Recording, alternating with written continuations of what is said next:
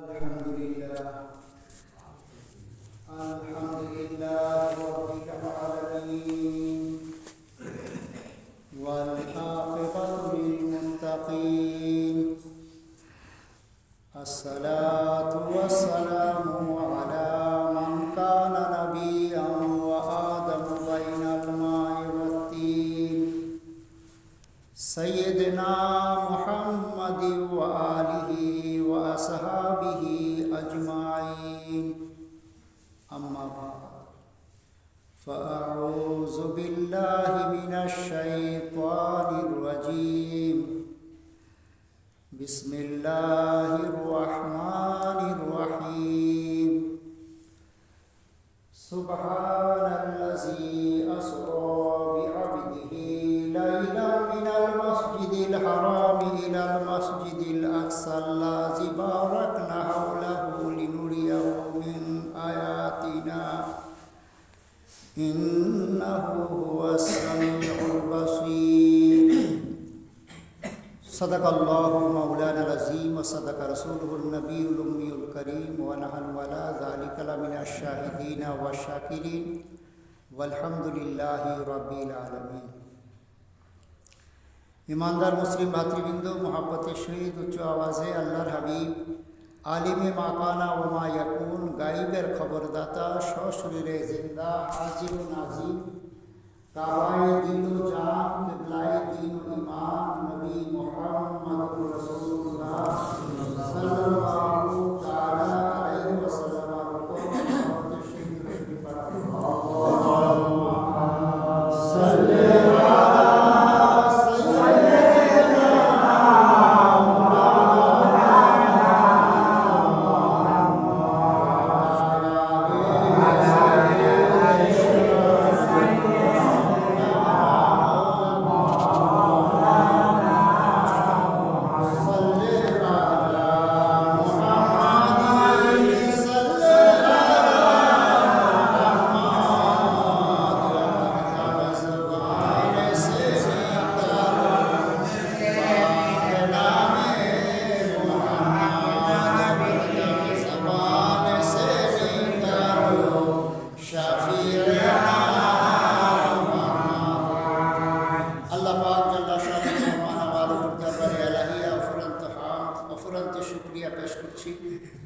दरबारे मुस्तफा बिया असंख्य नाथ असंख्य दुरूद पेश करছি रब्बे कदीर अल्लाह पाक जल्ला शानुहु अम्मा नवालुहु এই পবিত্র রজব মাসে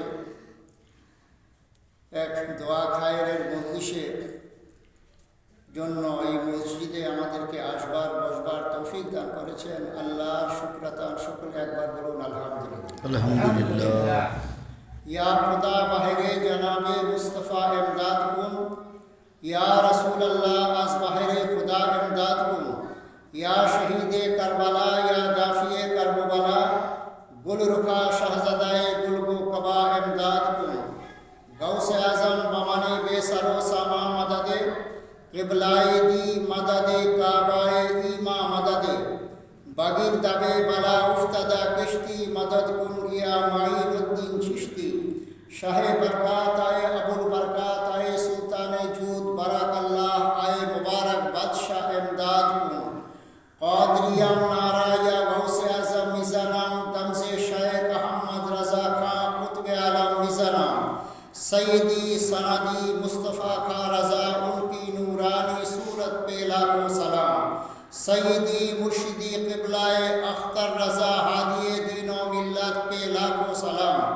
सैयदी महदमी शाहिया उनकी नूरानी तुरबत पे लाखों सलाम सैयदी मुर्शिदी क़िबलाए अख्तर रज़ा उनकी नूरानी सूरत पे लाखों सलाम सैयदी जद्दी हज़रत शाह फैज़ल उनकी नूरानी फैज़ल पे लाखों सलाम अल्लाहुम्मा सल्लि अला सय्यदना मौलाना मुहम्मद मादल जुद वल कराम व आलिहि व बारिक वसल्लिम सलात व सलाम अलैका या रसूलल्लाह सलात व सलाम अलैका या ईमानदार मुस्लिम भातृबृंद এটা পবিত্র রজব মাস চলছে হাদিস শরীফের মধ্যে এই রজব মাস সম্পর্কে আল্লাহর রাসূল অনেক ফাজাইল বর্ণনা করেছেন। হাদিস শরীফের মধ্যে আছে হযরত আকরামা রাদিয়াল্লাহু তাআলা আনহু বলেন যে রাসূল পাক সাল্লাল্লাহু তাআলা আলাইহি ওয়াসাল্লাম থেকে আমি শুনেছি আল্লাহর রাসূল বলেন যে রজব আল্লাহর মাস, শাবান আমার মাস, আর রমজান আমার উম্মতের মাস।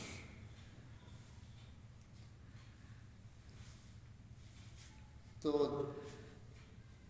রমজান আল্লাহর মাস, অন্যান্য মাসগুলিও তো আল্লাহর, কিন্তু খাস করে রমজানকে আল্লাহর মাস কেন বলা হয়?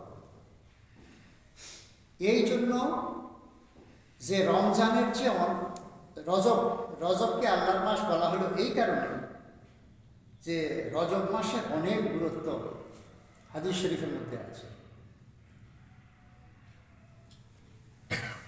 বছরের মধ্যে 5টা দিন আপনার দোয়া কবুলের দিন। একটা হলো রজব মাসের 1 তারিখ, শাবানের মধ্যবর্তী তারিখ, শবে কদরের দিন, আর 2 ঈদের রাত্র। এই 5টা রাত্র হলো দোয়া কবুলের রাত্র, এর মধ্যে রজবের রাত্র একটি। তো এই রজব মাসের অনেক বরকত। এই রজব মাসের মধ্যে আপনার বহু বুজুর্গের ওফাতের তারিখ হিসাবে উরুস অনুষ্ঠিত হয়। বিলখুসুস আমরা যারাই সকলে আমরা ইনার নাম পক্ষে জানি, সুলতানুল হিন্দ আতায়ে রাসূল খাজা বাবা মঈনুদ্দিন আজমিরি সঞ্জারি রাদিয়াল্লাহু তাআলা আনহুর উরুসের মাস এটা।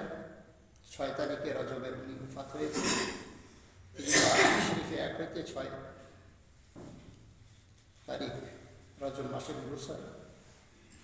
এই মাসেরই আপনার 4 তারিখে আরেকটা 4 জন বুজুর্গের উরুস। এই বুজুর্গদের সম্পর্কে হয়তো আপনারা জানেন না, কিন্তু যারা কেরাম আউলিয়া কেরাম আছেন আমাদেরকে ভালো করে চিনেন। মাগরিব বলে আপনার পশ্চিমকে, মাশরিক বলে পূর্বকে, শিমাল বলে উত্তরকে, জুনুব বলে দক্ষিণকে। এইরকম 4 জন বুজুর্গ আছে 4 দিকের। একজনের নাম হলো আব্দুল করিম মাগরিবি, একজনের নাম আব্দুল রহিম মাশরিকি, একজনের নাম আব্দুল রশিদ শিমালি, আর একজনের নাম হলো আব্দুল জলিল জুনুবি। এই 4 জন বুজুর্গের ফাতিহা করা হয়। যারা তাবিজাত সম্পর্কে মাহির তারা বিলখুসুস এই 4 জন বুজুর্গের নামে ফাতিহা করেন। এবং বেরেলি শরীফের এই যে আঙ্গুটি আমরা ব্যবহার করি, এই বেরেলি শরীফের আঙ্গুটি আপনার এই রজব মাসের 4 তারিখে ওই বুজুর্গের ফাতিহা করে তারপরে ভরা হয়। পুরা বছর আপনার এই আঙ্গুটি বিক্রি করা হয়, কিন্তু একদিনে আপনার এই আঙ্গুটি ভর্তি করা হয়। আরও কিছু কিছু তাবিজ আছে আপনার নির্দিষ্ট করে এই রজব মাসের 4 তারিখে করা হয়। যাই হোক, আমি পবিত্র কোরআন মজিদ থেকে সূরা বনী ইসরাঈল 15 পারা, সূরা বনী ইসরাঈলের 15 পারা প্রথম আয়াত। রব্বে কাদির আল্লাহ পাক জাল্লা শানহু ওয়া মানওয়ালহু ইরশাদ করেন, সুবহানাল্লাযী আসরা বিআবদিহি লাইলাম মিনাল মাসজিদিল হারামি ইলাল মাসজিদিল আকসাল্লাযী বারাকনা হাওলাহু লিনুরিয়াহু মিন আয়াতিনা ইন্নাহু হুয়াস সামিউল বাসীর।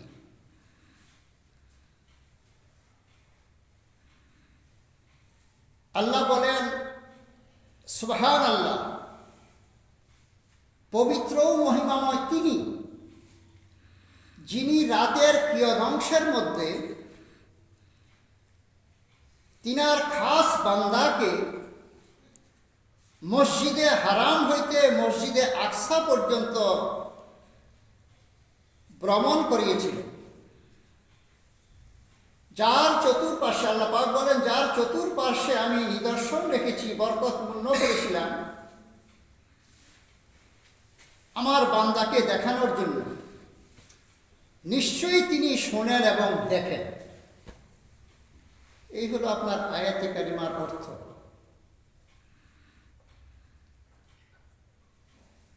রজব মাসের মধ্যে অনেক বরকত আছে। রজব মাসে আল্লাহ পাক অনেক নিয়ামত দান করেছেন। এর মধ্যে একটা নিয়ামত নবী মুহাম্মদুর রাসূলুল্লাহকে দান করেছেন এই মাসে, যেই নিয়ামত আপনার অন্য 1,24,000 কম বেশি নবী রাসূলের মধ্যে কাউকে দান করেন। সেটা কি? সেটা হলো রাসূলে পাক সাল্লাল্লাহু আল্লাহর দিদার। রাসূলে পাককে আল্লাহ পাক দিদার দিয়েছে। এখন একটা প্রশ্ন হবে, কিতাবের মধ্যে লিখে যে ইমামে আজম আবু হানিফা রাদিয়াল্লাহু তাআলা আনহু 100 বার আল্লাহকে দেখেছেন এবং অন্যান্য নবীরাও দেখেছেন। তাহলে আমি যে বললাম যে একমাত্র রাসূলে পাক সাল্লাল্লাহু আলাইহি ওয়াসাল্লামকে আল্লাহ পাক দিদার দিয়েছেন, অন্যদেরকে দেন নাই, তো এর অর্থটা কি? এর অর্থটা হলো এই, ইমামে আজম আবু হানিফা রাদিয়াল্লাহু তাআলা আনহু দেখেছেন আপনার স্বপ্নে, অন্যান্য নবীরা দেখেছেন আপনার রুহানি হালতে, রুহানি ভাবে। কিন্তু নবী মুহাম্মদুর রাসূলুল্লাহ সাল্লাল্লাহু তাআলা আলাইহি ওয়াসাল্লাম মেরাজের রাত্রে এই দুনিয়াতে না, আরশে আজিমে যে আল্লাহকে সামনে আমনে সামনে চক্ষু মোবারক দিয়ে দেখেছেন। এই জাহিরি চক্ষু মোবারক দিয়া আমনে সামনে আল্লাহ পাক আউলিয়া তো আউলিয়া, নবীদেরকেও সেই ক্ষমতা দান করেন নাই যে আল্লাহকে দেখেন। একমাত্র এটা দান করেছেন নবী মুহাম্মদুর রাসূলুল্লাহ সাল্লাল্লাহু তাআলা আলাইহি ওয়াসাল্লাম। মেরাজের বর্ণনা করলে অনেকক্ষণ বর্ণনা করা যাবে। বড় আফসোসের বিষয়, আমি আব্দুর রহিম মন্ডল সাহেবের থেকে শুনলাম যে 1100 জনের মতো লোক খেয়েছে। মা বাবার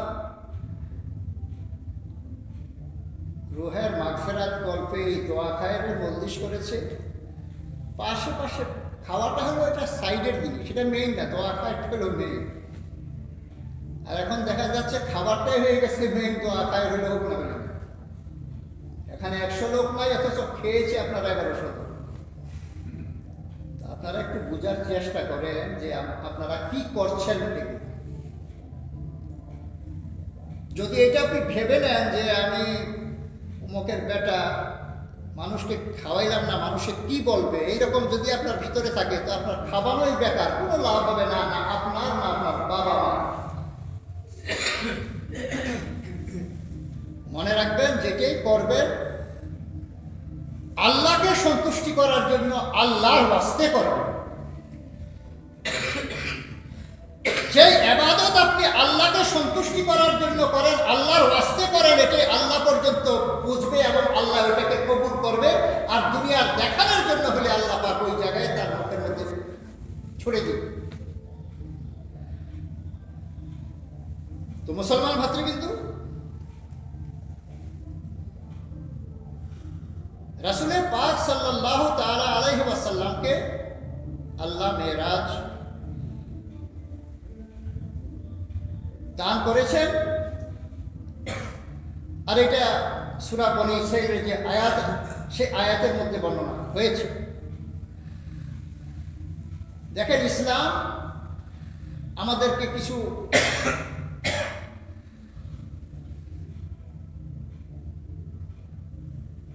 কোথায় কি অবস্থায় কি পড়তে হবে শিক্ষা দিয়েছে। যেমন আপনি যখন মৃত্যুর খবর আসে তখন কি বলছে, কি বলার জন্য বলছে? ইন্না লিল্লাহি ওয়া ইন্না ইলাইহি রাজিউন। কিছু খাওয়ার যখন প্রয়োজন হয় তখন বলছে যে বলো বিসমিল্লাহির রহমানির রহিম। সবটা না পারলে অন্তত বিসমিল্লাহ। কোনো কিছু পান করার প্রয়োজন হলে বিসমিল্লাহ। কোনো কিছু আপনি দেখলেন খারাপ কিছু, ইসলাম বলছে বলো নাউযুবিল্লাহ। কিছু শুনলেন খারাপ কিছু, ইসলাম বলছে বলেন বলো নাউযুবিল্লাহ। একটা জিনিস দেখলেন অথবা শুনলেন খুব আশ্চর্যজনক, তখন ইসলাম কি বলছে, কি বলার জন্য বলছে? সুবহানাল্লাহ। বাবারা, আপনারা আমার কথা বুঝতে পারছেন? বুঝতে পারছেন কি না? আমি শুধু বলে যাচ্ছি। আচ্ছা, তো যেই জায়গার মধ্যে আপনার কোনো আশ্চর্যজনক কোনো কিছু দেখা হয় তখন ইসলাম বলছে সেখানে কি বলো? সুবহানাল্লাহ। খুব ভালো। এই আয়াতে কারিমার মধ্যে দেখেন আল্লাহ পাক সুবহানাল্লাহ দিয়ে আয়াতটা আরম্ভ করেছেন। সুবহানাল্লাযী আসরা। কেন এখানে সুবহানাল্লাহ দিয়ে আরম্ভ করলেন? আগেই বলছি যে কোনো কিছু আশ্চর্যজনক কিছু শুনলে দেখলে সুবহানাল্লাহ বলা হয়। তো এই জায়গাতে সুবহানাল্লাহ দিয়ে কেন আরম্ভ করলেন? এই কারণে যে এর পরে যে ঘটনাগুলি বর্ণনা করবেন সেইগুলি পদে পদে সুবহানাল্লাহ বলে। কিভাবে? রাসূলের পাকের এই যে ভ্রমণটা ছিল, এটা কত বছরের ভ্রমণ জানেন? কিতাবের মধ্যে লিখে ৮০,০০০ বছরের ভ্রমণ। ৮০,০০০ বছরের ভ্রমণটা কতক্ষণ সময়ের মধ্যে? রাতের কিয়দংশের মধ্যে। এই আয়াতে কারিমার মধ্যে আছে যে আল্লাহ উনার খাস বান্দাকে রাতের কিয়দংশের মধ্যে এই মেরাজের সফর করেছে। অথচ দেখেন সফরটা ছিল কত বছরের? ৮০,০০০ বছরের। ৮০,০০০ বছরের সফরটা কেমন করে রাতে, পুরা রাত্রেও না, রাতের কিয়দংশের মধ্যে সফর করে না? এটা একমাত্র আল্লাহর দ্বারাই সম্ভব, অন্য কারো দ্বারা সম্ভব। এই জন্যই আপনার এটা শোনার সাথে সাথে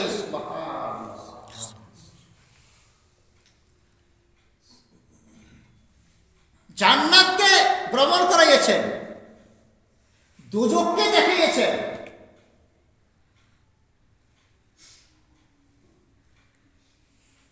উম্মে হানি রাদিয়াল্লাহু তাআলা আনহার হুজরা মুবারক থেকে খানায়ে কাবা, খানায়ে কাবা থেকে বাইতুল মুকাদ্দাস, বাইতুল মুকাদ্দাসে যে সেখানে ১,২৪,০০০ কম বেশি নবী রাসূলের উপস্থিত ছিলেন। ওখানে উনি ইমামত রাসূলের আসলাম ইমামতি করেছেন। জিবরাইল আলাইহিস সালাম মুয়াজ্জিন ছিলেন, আর অন্যান্য নবীরা ছিলেন আপনার মুক্তাদি। সে নামাজ কেমন? ওই সুবহানাল্লাহ। এই যে আয়াতে কারিমার মধ্যে সুবহানাল্লাহ দিয়ে আরম্ভ হয়েছে এই কারণে যে প্রতি পদক্ষেপে পদক্ষেপে সুবহানাল্লাহ। বাইতুল মুকাদ্দাস থেকে সায়ের আরম্ভ হয়েছে আসমানের দিকে। বাইতুল জমিন থেকে প্রথম আসমানের দূরত্ব হলো ৫০০ বছরের রাস্তা। প্রথম আসমানের পুরুত্বটা হলো ৫০০ বছরের রাস্তা। আবার প্রথম আসমান হইতে দ্বিতীয় আসমানের পুরুত্বটা হলো ৫০০ বছরের রাস্তা।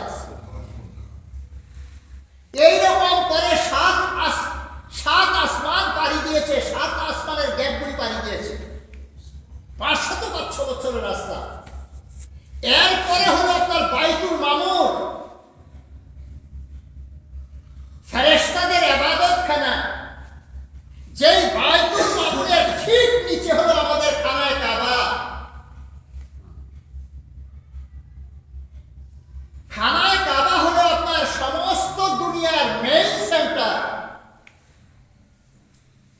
যেমন আপনার শরীরের নাভিও হলো আপনার শরীরের মেইন সেন্টার।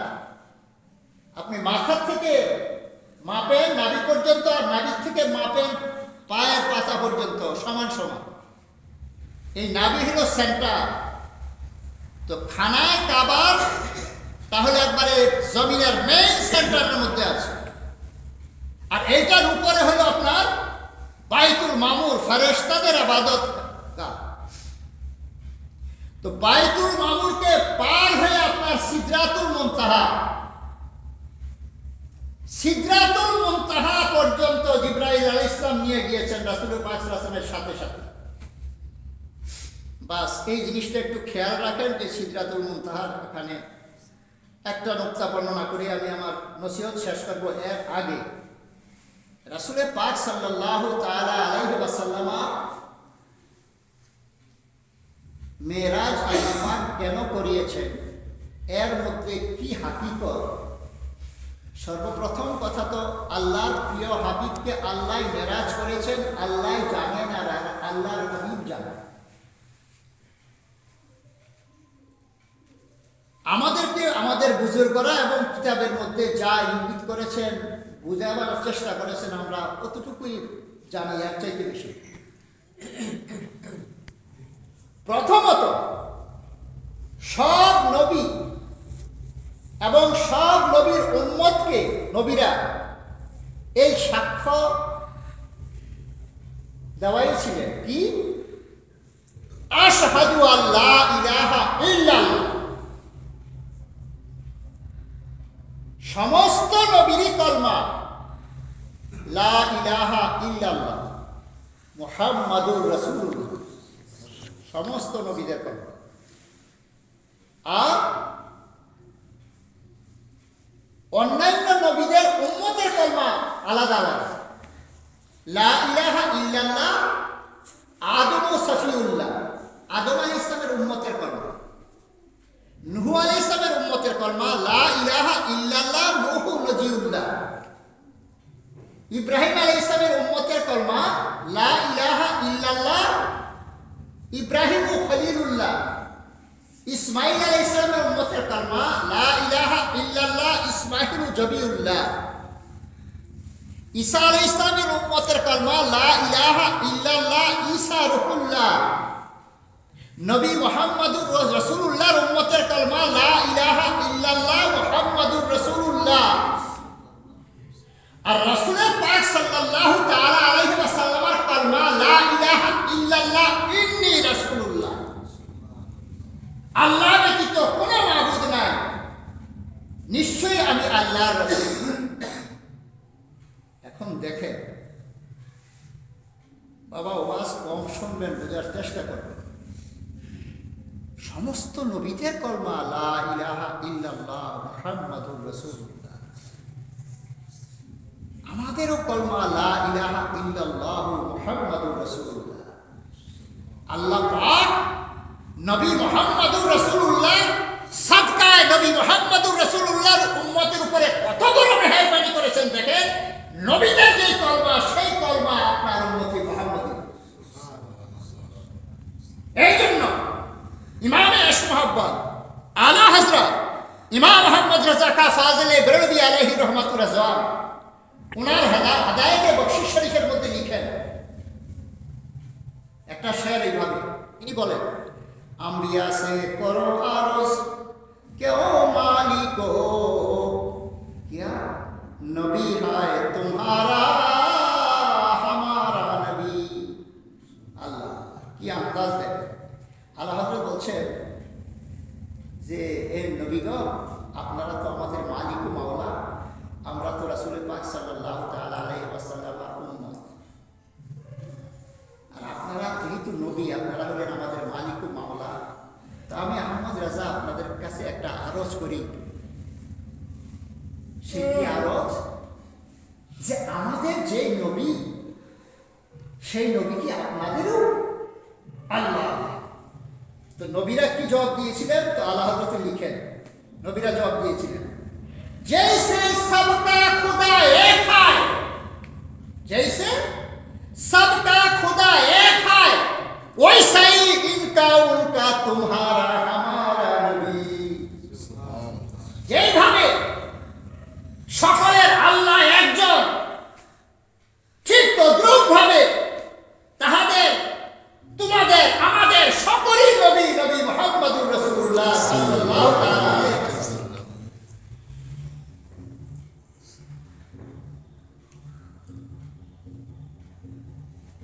মুসলমান ভাতৃবৃন্দু, মেরাজ কেন হয়েছে? মেরাজের প্রথম কারণ হলো এই যে সমস্ত নবীগণ উম্মতকে দিয়ে নিজেও বলেছেন এবং উম্মতকেও বলিয়েছেন, আশহাদু আল্লা ইলাহা ইল্লাল্লাহ, আমরা সাক্ষ্য দিচ্ছি আল্লাহ ব্যতীত কোনো মাবুদ নাই। তো সাক্ষী তো আপনার দেখা ছাড়া গ্রহণ হবে। আপনি কোর্টে গেলেন সাক্ষী দেওয়ার জন্য, এক লোককে মার্ডার করেছে।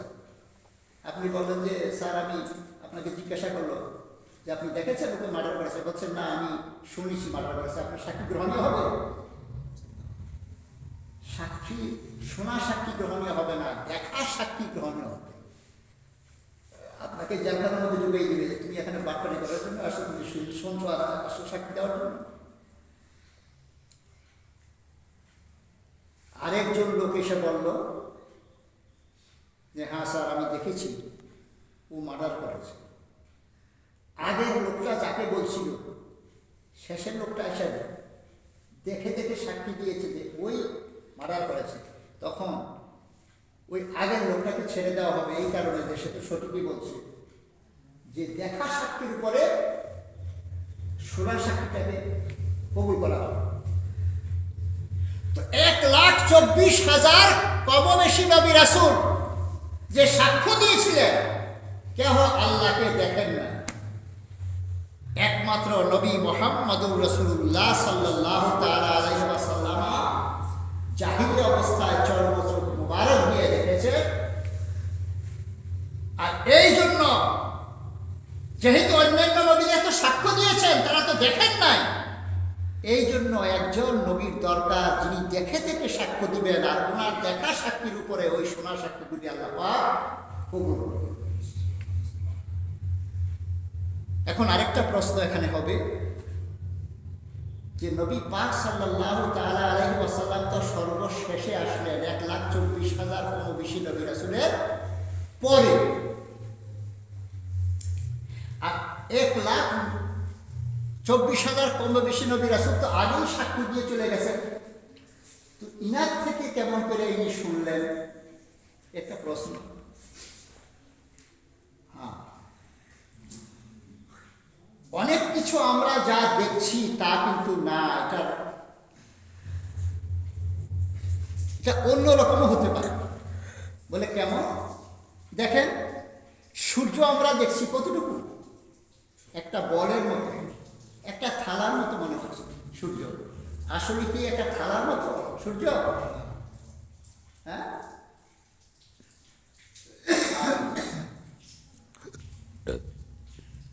বলছে সূর্য পৃথিবীর থেকে 13.5 লাখ গুণ বড়।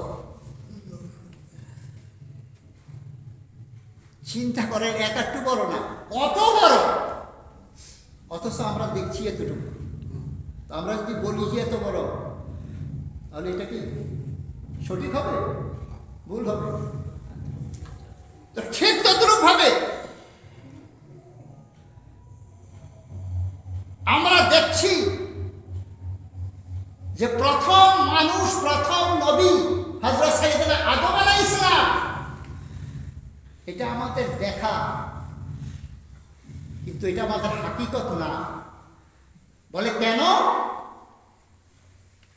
আপনারা অনেক ওয়াজ নসিহত শুনেছেন, রাসূল পাক সাল্লাল্লাহু তাআলা আলাইহি ওয়াসাল্লাম হযরত আদম আলাইহিস সালামের দেহ মুবারকের মধ্যে যখন আল্লাহ পাক রূহ মুবারক দিলেন, তখন আদম আলাইহিস সালাম যখনই চক্ষু মুবারক খুলেছিলেন, আর চক্ষু মুবারক খোলার সাথে সাথেই আপনার আরশে আজিমের গায়ে লেখা দেখেছিলেন লা ইলাহা ইল্লাল্লাহু মুহাম্মাদুর রাসূলুল্লাহ। এটা শুনছেন কি শুনেন নাই আপনারা? হ্যাঁ, শুনেছেন। তো কি প্রমাণ হলো?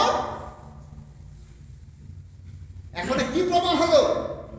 যে আদম আলাইহিস সালাম তো এই মাত্র ওনার দেহ মুবারকের মধ্যে জান আসলো, আর এই মাত্র ইনি চক্ষু মুবারক খুললেন। এর কত হাজার কোটি বছর আগে ওই আরশে আজিমের গায়ের মধ্যে আল্লাহ লিখে রাখছেন লা ইলাহা ইল্লাল্লাহু মুহাম্মাদুর রাসূলুল্লাহ। সমস্ত নবীদের যে কলমা, আমাদের যে কলমা সেই কলমা। তাহলে প্রমাণ হয়ে গেল যে আদম আলাইহিস ইসলামের আগে নবী মুহাম্মদুর রাসূলুল্লাহ সাল্লাল্লাহু তাআলা আলাইহি ওয়াসাল্লাম নবী ছিলেন। এখন বলবেন এটা তো আপনি যুক্তির মাধ্যমে বললেন, এটা দলিল আছে। হ্যাঁ, এক সাহাবা জিজ্ঞাসা করে রাসূল পাক সাল্লাল্লাহু তাআলা আলাইহি ওয়াসাল্লামকে, ইয়া রাসূলুল্লাহ, আপনি কখন নবুয়তি পেয়েছেন? অনেক বড় বিষয়ে ওয়াজ করে আপনার রাসূল পাক সাল্লাল্লাহু আলাইহি ওয়াসাল্লাম 40 বছর বয়সে নবুয়তি পেয়েছেন। এই মৌলভী সাহেবের এই ওয়াজটা ভুল। বলে কেমন ভুল? ঈসা আলাইহিস সালাম দোলনা থেকে সাক্ষ্য দিয়েছিলেন যে আমি আল্লাহর রাসূল, আমার উপরে আল্লাহ পাক কিতাব দান করেছেন। এটা কোরআন প্রমাণ যে ঈসা আলাইহিস সালাম আল্লাহর দরবারে বলেছিলেন, ফরিয়াদ করেছিলেন, আল্লাহ আপনি যদি আমাকে নবী না বানাইয়া নবী মুহাম্মদুর রাসূলুল্লাহর উম্মত বানাইতেন আমি বড়ই খুশি হইতাম। আর আল্লাহ পাক ঈসা আলাইহিস সালামের এই কথাকে আপনার কবুল করে নিয়েছেন। উনি আখিরি জামানায় আসবে, ইমাম মেহেদী আলাইহিস সালামের সময় দুনিয়াতে আসবেন, ইনি নবী হয়ে আসবেন না, রাসূল পাক সাল্লাল্লাহু তাআলা আলাইহি ওয়াসাল্লামের উম্মত হয়ে আসবেন। কারণ রাসূলুল্লাহ সব শেষ নবী, ওনার পরে আর কোনো নবী নেই। তো যেই নবী আমাদের নবী নবী মুহাম্মদুর রাসূলুল্লাহর উম্মত হওয়ার জন্য আকাঙ্ক্ষিত, সেই নবী দুনিয়ার মধ্যে সাক্ষ্য দিচ্ছেন যে আমি আল্লাহর রাসূল, আল্লাহ পাক আমার উপরে কিতাব নাযিল করেছেন। আর নবী মুহাম্মদুর রাসূলুল্লাহ 40 বছরে কেমন করে নবুয়ত? 40 বছর উনি নবুয়তি উনি পান নাই। 40 বছরে উনি এলানে নবুয়ত করেছেন, আমি যে নবী এটা প্রকাশ করেছেন, প্রচার করেছেন। নবী কখন থেকে? রাসূল পাক সাল্লাল্লাহু আলাইহি ওয়াসাল্লাম বলেন, কুনতু নাবিয়া ওয়া আদামু বাইনাল মাই ওয়াত তিন। আমি নবী ছিলাম ওই সময়, যে সময় তোমাদের আদি পিতা আদম আলাইহিস সালাম পানি এবং মাটির মধ্যবর্তী অবস্থায় ছিলেন। অর্থাৎ আদম আলাইহিস সালামের দেহ মুবারক মাটি দিয়ে বানিয়েছেন। এই মাটি এবং পানি দিয়ে কাদা করতে হবে। তো বলছে যে সময় পানি ছিল, কাদাই ছিল, এখনো একত্রিত হয় নাই, ওই সময় ছিলাম আমি। আল্লাহ মুসলমান ভাতৃবৃন্দ, তো বোঝা গেল রাসূল পাক সাল্লাল্লাহু তাআলা আলাইহি ওয়াসাল্লামের মেরাজের এই একটা ঘটনা, একটা কারণ, যে এই কারণে আল্লাহ পাক ওনাকে নিয়ে দিদার দিয়েছেন, যেন কারণ আল্লাহ ব্যতীত কোনো মাবুদ নাই, এটাতে একটা গাওয়া দেওয়া হলো, সাক্ষী দেওয়া হলো। এই সাক্ষীর জন্য জরুরি দেখা, এই কারণে আল্লাহ পাক রাসূল পাক সাল্লাল্লাহু আলাইহি ওয়াসাল্লামকে জিয়ারত দিয়ে এটা প্রুফ করিয়েছেন যে হাবিব তোমার সাক্ষীকে গ্রহণ করব, আর তোমার সাক্ষীর উপরে, দেখা সাক্ষীর উপরে ওই শোনা সাক্ষীগুলিকে আমি গ্রহণ করব। 2 নম্বর পয়েন্ট হলো, আল্লাহ পাক জাল্লা শানহু আম্মানা ওয়ালহু কোরআন মজিদের মধ্যে ইরশাদ করে, ইন্নাল্লাহা আশতারা মিনাল মুমিনিনা আনফুসাহুম ওয়া আমওয়ালাহুম বিআন্না লাহুমুল জান্নাহ। আল্লাহ পাক বলেন, আমি মুমিনদের নিকট হতে, ঈমানদারের নিকট হতে তাদের জান এবং মালের বিনিময়ে তাদেরকে আমি জান্নাত দান করেছি। আল্লাহ কত মেহেরবান দেখেন, আপনারে আল্লাহ মাল দিল, আল্লাহ আপনার জান দিল আল্লাহ, সেই আল্লাহ আবার বলছে আমি তাদের থেকে জান নিয়ে নিলাম, মাল নিয়ে নিলাম, এর বিনিময়ে আমি তাদেরকে জান্নাত দিয়ে দিই। সুবহানাল্লাহ।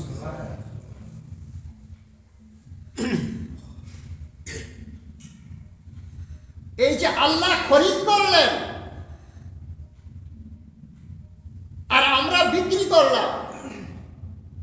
আমরা বিক্রি করলাম কি? আমাদের মাল, আমাদের জান। আর আল্লাহ খরিদ করলেন, বিনিময়ে কি দিলেন? জান্নাত। এই যে জান্নাত আমাদেরকে দিলেন, এখন কার মাধ্যমে দিলেন? এটা কি ডাইরেক্ট আমাদেরকে দিয়েছেন আর নিয়েছেন? না, নবী মুহাম্মদুর রাসূলুল্লাহর মাধ্যমে। নবী পাক সাল্লাল্লাহু তাআলা আলাইহি ওয়াসাল্লাম আমাদেরকে আল্লাহর সন্ধান দিয়েছে, ঈমানের সন্ধান দিয়েছে, ইসলামের সন্ধান দিয়েছে। আপনি ঈমানদার হলেন, আপনি মুসলমান হলেন, তখন আল্লাহ পাক আপনার জান এবং মালের বিনিময়ে আপনাকে জান্নাত দান করলো।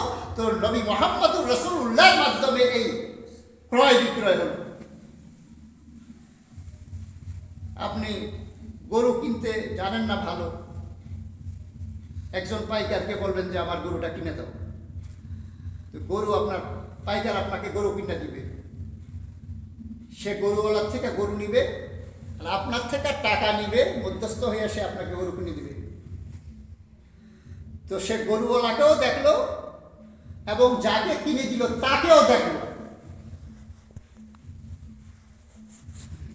রাসূল পাক সাল্লাল্লাহু তাআলা আলাইহি ওয়াসাল্লাম তো ওনার উম্মতদেরকে দেখলেন। এখন রাসূল পাক, আল্লাহ পাক বলেন, হাবিব তুমি তো তোমার উম্মতকে দেখলা, আর তুমি তো আমাকেও দেখলা, কিন্তু তোমার এখন উচিত যে জিনিসটা তাদেরকে দিবা সেই জিনিসটা দেখার, অর্থাৎ জান্নাত এবং জাহান্নাম।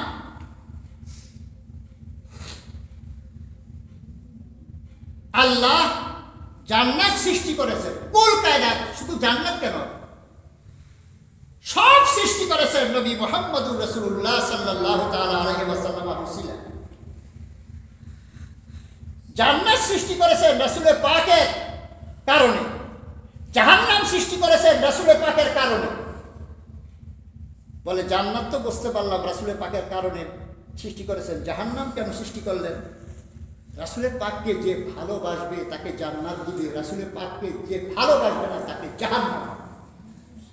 এই কারণে আপনার দুইটা সৃষ্টি করেছে। 2 নম্বর।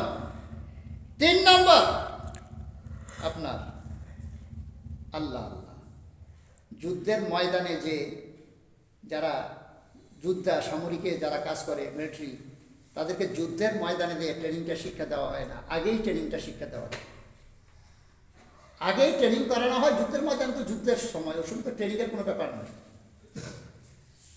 তো কাল কিয়ামতের দিন ভয়ঙ্কর বিষয়বস্তু হবে, মানুষের নাফসি নাফসি করবে, শুধু হয়রান পেরেশান নিজকে নিয়ে থাকবে। অনেক মৌলবী সাহেব কিন্তু আবার এই জায়গাতে মারাত্মক ভুল করে। কিরকম? বলে যে সমস্ত নবীগণ পর্যন্ত নাফসি নাফসি করবে। নাউযুবিল্লাহ, আস্তাগফিরুল্লাহ। হ্যাঁ, সমস্ত নবীগণ নাফসি নাফসি করবে, আমাদের নাফসি নাফসি করা আর নবীদের নাফসি নাফসি করার মধ্যে আকাশ জমিন পার্থক্য। আমরা নাফসি নাফসি করব আমাদের গুনার কারণে, নবীগণ নাফসি নাফসি গুনার কারণে করবেন না। কারণ আল আম্বিয়া মাসুমুন, সমস্ত নবীগণ বেগুনাহ, নবীদের কোনো গুনাহ নাই। যদি কাহ নবীকে গুনাহগার বলে তার ঈমান থাকবে না। এখন প্রশ্ন হবে, কোরআন শরীফের মধ্যে আছে, আল্লাহ বলছেন, আদম তুমি গন্ধম খাওয়া তো দূরের কথা, গন্ধম গাছের কাছেও যেও না। যদি গন্ধম তুমি খাও তাহলে তুমি জালিমদের অন্তর্ভুক্ত হয়ে যাবে। মৌলভী সাহেব এই আয়াত পেশ করে দিবে যে আদম আলাইহিস সালাম গন্ধম খেলে তিনি গুনাহ করলেন। নাউযুবিল্লাহ, আস্তাগফিরুল্লাহ। দেখেন, আপনাকে 2টা চোখ দিয়েছে, 2টা চোখ না দিয়ে যদি এখানে একটা চোখ বসাই দিত, কাজ চলতো কি চলতো না? আরামসে চলতো। আরে একটা চোখ কি, যার 2টা চোখ নাই সেও চলছে দুনিয়াতে। মনে রাখবেন, চোখে আপনাকে দেখায় না, দেখায় কিন্তু আল্লাহ, চোখ হলো তার উসিলা মাত্র। এই জন্য যার চোখ থাকে না সেও চলতে পারে। চোখ দুইটা দিয়েছে, আপনার দুই দিকে নজর রাখতে হবে। কোরআন শরীফের একদিকে নজর রাখলে হবে না, দুই দিকে নজর রাখতে হবে। আল্লাহ কোরআন শরীফের মধ্যে আদম আলাইহিস সালামকে সৃষ্টি করার সময় ফেরেশতাদেরকে ডাক দিয়ে যে কথা বলেছিলেন, ইন্নী জাইলুল ফিল আরদে খলিফা, হে ফেরেশতারা, আমি জমিনের জন্য আমার একজন প্রতিনিধি বানাবো। ফেরেশতারা বলছিলেন যে আল্লাহ, আপনি কেন আদম বানাইতে যাবেন? আর আদম মারামারি করবে, রক্তারক্তি করবে, খুনাখুনি করবে, ইবাদত বন্দিগির জন্য আমরাই তো যথেষ্ট। আল্লাহ পাক বলছিলেন যে হে ফেরেশতা, আমি যা জানি তোমরা তা জানো না।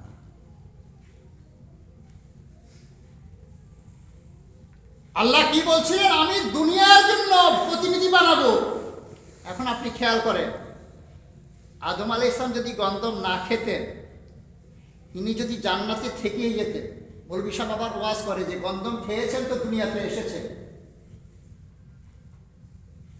ইনি যদি জান্নাতে থেকেই যেতেন, এখন তো আদম আলাইহিস সালাম দোষী হচ্ছে, ওই সময় আল্লাহ দোষী হয়ে বলে কিভাবে? যে আল্লাহ তো বললো যে আমি দুনিয়ার জন্য বানাবো, তা আল্লাহর মনে নাই, আল্লাহ রেখে দিচ্ছে জান্নাতের মধ্যে। নাউযুবিল্লাহ, আস্তাগফিরুল্লাহ। বাবারা বুঝতে পারছেন তো আপনার কথা? এখন তো আদম আলাইহিস সালামকে দোষী বলছে, ওই সময় আল্লাহ দোষী হয়ে যেত। তো বুঝা গেল আদম আলাইহিস সালাম গন্ধম খাওয়ার কারণে আল্লাহ ওই দোষের থেকে বেঁচে গেছেন। তো আল্লাহ যেহেতু দোষের থেকে বেঁচে গেছেন আদম আলাইহিস সালামের কারণে, তো আদম আলাইহিস সালাম দোষী কেমন করে হবে? সুতরাং এটা আদম আলাইহিস সালামের দোষ না। কারণ আপনি পিচ্ছল রাস্তার মধ্যে চলছেন, পিচ্ছল রাস্তার মধ্যে চলতে মানুষে খুব খুব সাবধানে চলে না, যাতে না পড়ি। হ্যাঁ, এরপরেও দেখা যায় অনেক সাবধানতা অবলম্বন করার পরেও দেখা যাচ্ছে পড়ে গেছে। তাহলে যে আপনার অনেক সাবধানতার পরেও পড়ে গেছে, তখন এটা কি তার দোষ? এটা তার দোষ না, তার তকদিরে ছিল। দোষ কোন সময় হতো? আপনি জানেন যে পিচ্ছল রাস্তা, এখানে পিছলেই যাবে, আপনি কোনো সাবধানতা অবলম্বন করলেন না, যে না আমি করবো না, আচ্ছা আপনি পা দিয়ে দিলেন, পড়ে গেলেন, তখন আপনি দোষী হইতেন। আপনি জানলে শুনে তবে। কিন্তু আপনি যদি সাবধানতা অবলম্বন করেন যে না আমি করবো না, কিন্তু এরপরে পড়ে গেছেন, তারপরে সেটা আপনার জন্য দোষী হবে। তো আদম আলাইহিস ইসলামের এই গন্ধম খাওয়াটা হলো এইরকম।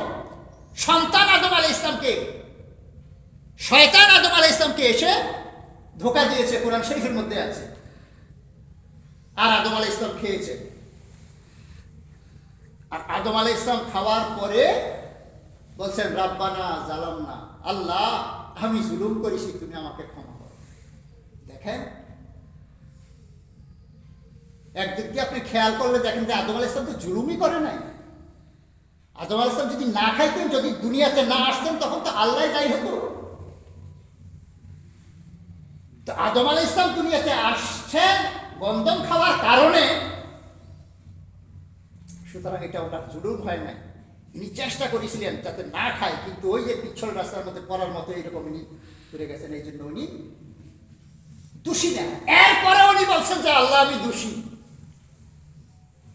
আল্লাহ আমি জুলুম করেছি, আমাকে মাফ করো।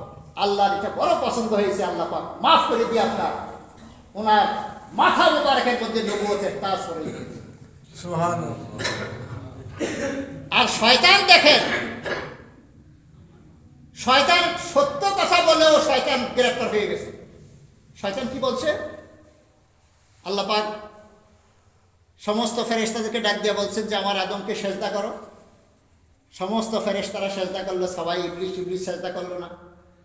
তো ইবলিসের গলের মধ্যে নালতের তক্তা পড়ে গেল, চিরদিনের জন্য সে বদবক্ত হয়ে গেল, জাহান্নামী হয়ে গেল। সে কি বলছিল? আনা খায়রুম মিনহু, আমি আদমের চাইতে উত্তম। আদম মাটির তৈরি, আমি আগুনের তৈরি। আদম আলাইহিস সালাম মাটির তৈরি কিনা? আরে কথাটা সত্য কিনা? জি। কত সত্য বললো। তো বুঝা গেল কখনো কখনো সত্য কথা বললেও বিরাট বিপদ। আদম আলাইহিস সালাম মাটি, শয়তান বলছে হ্যাঁ মাটি, আদম মাটি, আমি আগুনে, আমি আদম থেকে উত্তম। বাস এই সত্য কথা বলে চিরদিনের জন্য জাহান্নামী হয়ে গেল। আর আদম আলাইহিস সালাম জুলুম করেন নাই, কিন্তু নিজকে জালিম বলে আল্লাহ পাকে পেয়ারা হয়ে গেল আল্লাহর দরবারে কাকুতি মিনতি করার কারণে। মুসলমান ভাতৃবৃন্দ, আল্লাহ পাক জাল্লা শানুহু আম্মান আমালু আমাদেরকে বুঝবার তৌফিক দান করুন। আল্লাহর প্রকৃত ভয় নবী মুহাম্মদ রাসূলুল্লাহ সাল্লাল্লাহু তাআলা আলাইহি ওয়াসাল্লামের মহব্বত দিয়ে আমাদের অন্তরকে পরিপূর্ণ করে দেন সকলে বলুন আল্লাহ আমিন। আপনাদের খেয়াল আছে কিনা আমি জানি না, আমি একটা কথা বলছিলাম যে সিদরাতুল মুনতাহা পর্যন্ত রাসূল পাক সাল্লাল্লাহু আলাইহি ওয়াসাল্লাম, জিবরাইল আলাইহিস সালাম ওই পর্যন্ত রাসূল পাক সাল্লাল্লাহু আলাইহি ওয়াসাল্লামের সাথে সাথে ছিলেন। ওখানে যে জিবরাইল আলাইহিস সালাম বলছেন যে ইয়া রাসূলুল্লাহ আমি আর যাব না সামনের দিকে।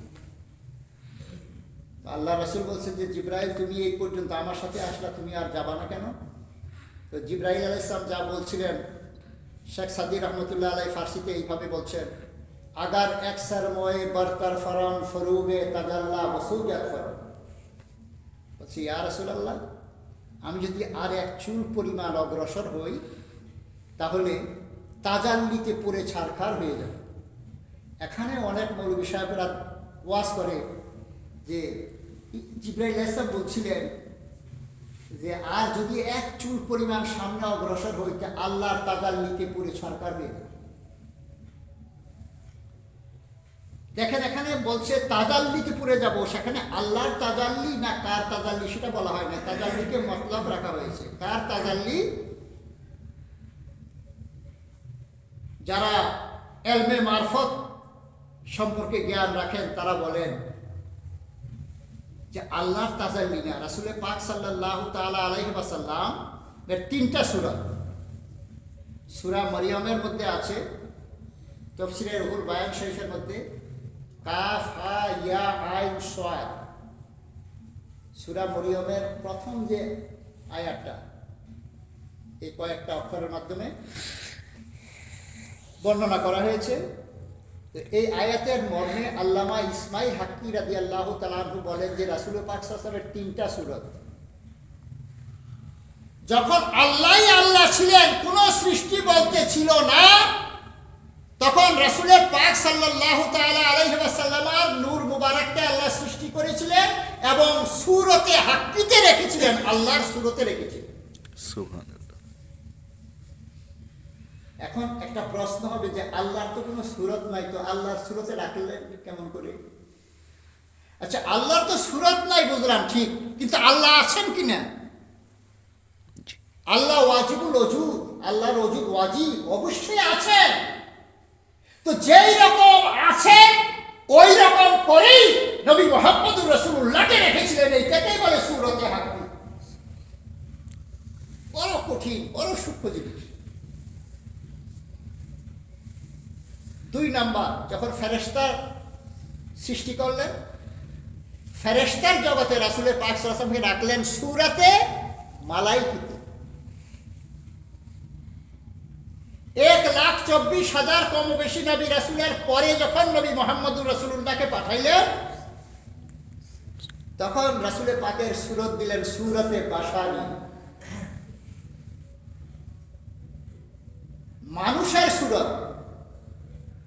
আর নবী মুহাম্মদুর রাসূলুল্লাহকে মানুষের সূরতে পাঠানোর কারণে আল্লাহ আরেকটা হাকিকত এখানে জেনে রাখেন, যেই পর্যন্ত মানুষের সূরতে থাকবে ততক্ষণ পর্যন্ত আল্লাহ তাকে জাহান্নামে ফেলবে না। কেন? এই কারণে যে এই সূরতে নবী মুহাম্মদুর রাসূলুল্লাহ দুনিয়াতে আসছিলেন। নবী মুহাম্মদুর রাসূলুল্লাহ জাহিরি সূরতের বেজ্জতি হবে, অপমান হবে। এই কারণে মানুষের সূরতে যতক্ষণ থাকবে মানুষকে ততক্ষণ জাহান্নামে ফেলবে না। যখনই জাহান্নামে ফেলবে তখন গাধার সূরত করে, খিনজিরের সূরত করে, চেহারা পাল্টিয়ে তারপরে ফেলবে। চিন্তা করে। এই জন্য কবি বলেন, আহম্মাদের গায়ে খোদা আঁকিলেন যে নমুনা, সেই সূরা দেখিতে আমার প্রাণে আকুল ভাষণা। আহম্মদের গায়ে খোদা আঁকিলেন যে নমুনা, সেই সূরা দেখিতে আমার প্রাণে আকুল ভাষণা। ইসমে জাতি আল্লাহ তেজার মুহাম্মাদি সূরার দাম, কেমনে বর্ণিব আমি সেই সূরাতের শানমান। থাকলে সাথে নামের নকশা, থাকলে সাথে নামের নকশা, জাহান্নামে জ্বলবে না। সেই সূরা দেখিতে আমার প্রাণে আকুল ভাষণা। হাজার বছর পড়লেন নামাজ বাইতুল মুকাদ্দাসাতে, কে গো তুমি আসিয়াছ কাবার বদল করিতে। তোমার মনে উদয় যাহা আল্লাহতে আছে জানা, সেই সূরা দেখিতে আমার প্রাণে আকুল ভাষণা। এই মানুষের দেহের মধ্যে মুহাম্মদি সূরত আছে। মিম হা মিম দাল মুহাম্মদ, মুহাম্মাদের সাল্লাল্লাহু তাআলা আলাইহি ওয়াসাল্লাম। মুহাম্মদ শব্দের আবজাদের সংখ্যা এক জায়গাতে যোগ করলে কত হয় জানেন? বলতে পারেন? 92। দেখবেন কখনো লেখা থাকে 786/92। 786 মানে বিসমিল্লাহির রহমানির রহিম, আর 92 মানে মুহাম্মদ। বলে কিভাবে মুহাম্মদুন 92 মুহাম্মদ কিভাবে হলো? আপনারা এই বাগদাদি কায়দা বা ইয়াসিনুল কোরআনের মধ্যে দেখবেন নিচে আলিফ বা তা সা এইগুলির অক্ষরের মান আছে। আলিফের 1, বায়ের 2, এইরকম। তো মিমের হলো আপনার 40, 8-এর হলো, হায়ের হলো 8, আর দালের হলো 4। মিম হা মিম দাল কয়টা অক্ষর? 4টা অক্ষর, 2টা মিম, একটা হা একটা দাল, 2টা মিম হলো 40। হ্যাঁ, দুইটা মিম হলো 80, আর 8-এ হলো 8, হায়ে হলো 8, কত হলো? 88। আর দালে হলো 4, কত হলো? 92। আল্লাহ আল্লাহ, শুধু আল্লাহ আল্লাহ। এই আরেক হাকিকত এখানে আছে আপনার। দুনিয়ার মধ্যে যত নাম আছে সমস্ত নামের মধ্যে 92 নিহিত আছে। আর মানুষের মধ্যে তো আছে। এই কারণেই তো মানুষ যতক্ষণ পর্যন্ত মানবীয় সুরতে থাকবে ততক্ষণ পর্যন্ত আপনার জাহান্নামে যাবে না। যখনই জাহান্নামে ঢেলবে তখনই অন্য সুরতকে ঢালবে।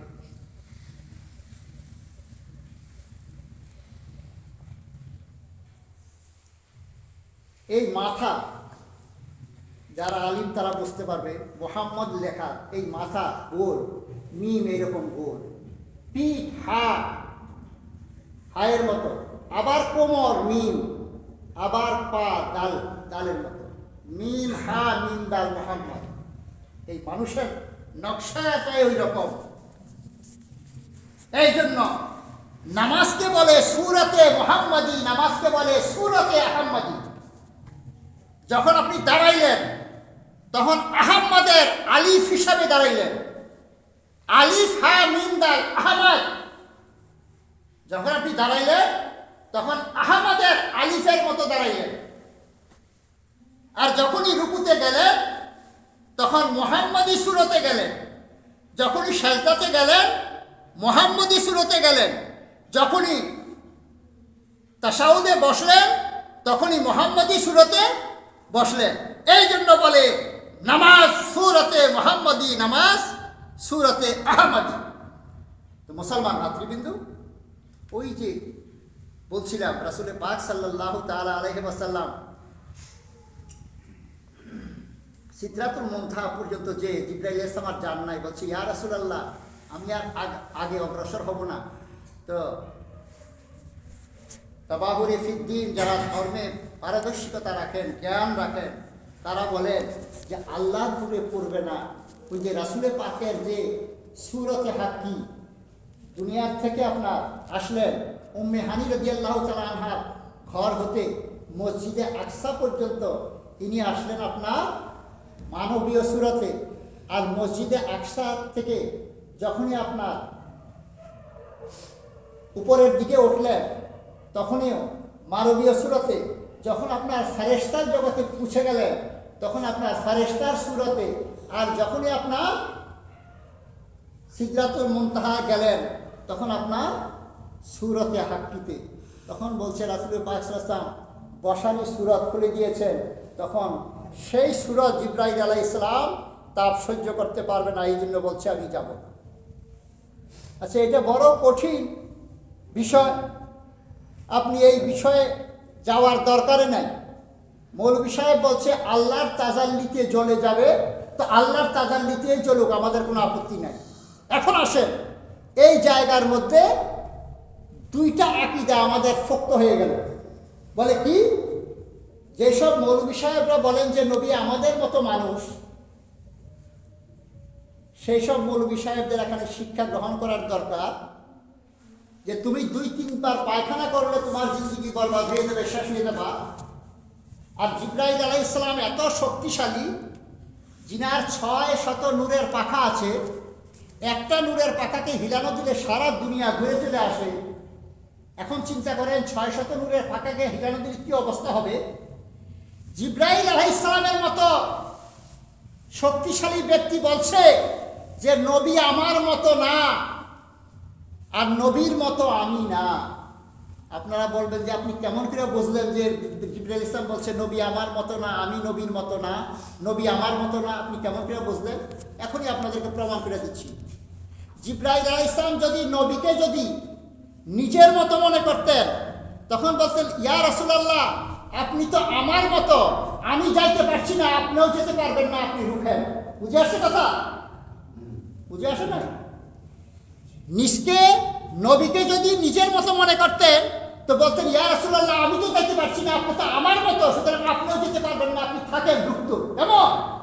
আর যদি নিজকে যদি নবীর মতো মনে করতো তো জিবরাইল ইসলাম বলছেন যে ইয়া রাসূলুল্লাহ আমি তো আপনার মতো, আপনি যাচ্ছেন আমিও যেতে পারবো।